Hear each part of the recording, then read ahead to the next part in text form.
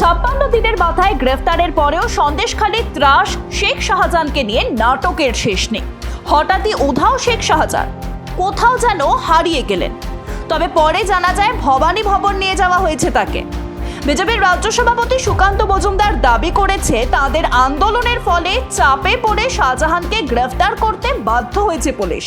তা সম্ভব হয়েছে বিজেপির লাগাতার আন্দোলনের ফলে। সন্দেশখালীর মহিলাদের, মেয়েদের, মায়েদের, বোনেদের লাগাতার আন্দোলনের ফলে। প্রথম থেকে তৃণমূল কংগ্রেস সরকার এবং মমতা বন্দ্যোপাধ্যায় ডিনায়াল মোডে ছিল। তারা মানছিলই না যে এই ধরনের কোনো ঘটনা ঘটেছে এবং তারা অস্বীকার করছিল। আমি বলেছিলাম যে মমতা বন্দ্যোপাধ্যায়কে এবং তৃণমূল কংগ্রেস সরকারকে বাধ্য করব শেখ শাহজাহানকে গ্রেপ্তার করার জন্য। তবে শাহজাহানকে যেভাবে জামাই আদর করে আদালতে নিয়ে যাওয়া এবং আদালত থেকে লোকচক্ষুর আড়াল করে ভবানী ভবন নিয়ে যাওয়া হলো, তা নিয়ে পুলিশের কোড অফ কন্ডাক্ট নিয়ে প্রশ্ন তুলেছেন বিজেপি নেতা Amit Malviya.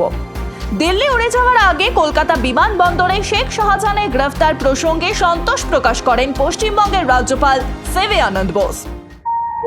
I told you there will be light at the end of the tunnel.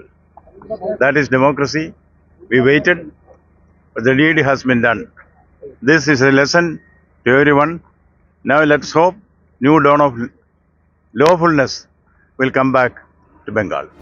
অন্যদিকে শেখ শাহজাহানের গ্রেফতার প্রসঙ্গে প্রতিক্রিয়া এসেছে বামেদের তরফেও।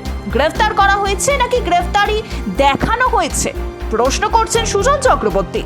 অ্যারেস্ট না শোন অ্যারেস্ট, শেষমেশ শেখ শাহজাহানকে গ্রেপ্তার দেখানো হলো।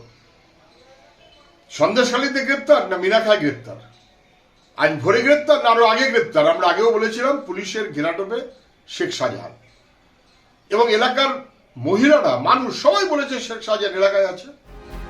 ইতিমধ্যে ইডিও তাদের প্রতিক্রিয়া জানিয়েছেন। ইডি জানিয়েছেন 10 দিন পুলিশি হেফাজত শেখ শাহজাহানের শেষ হলে তাদের নিজেদের অধীনে ইডি নিতে চান শেখ শাহজাহানকে।